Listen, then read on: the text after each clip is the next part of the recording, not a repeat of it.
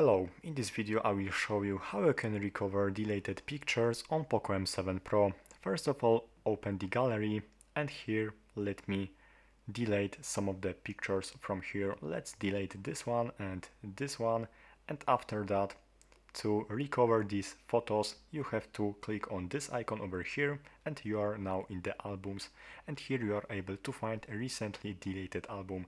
Open it and here you can find recently deleted pictures and videos, and it will be shown here from up to 30 days, and also if you have some of the cloud backup it will be shown over here up to 60 days.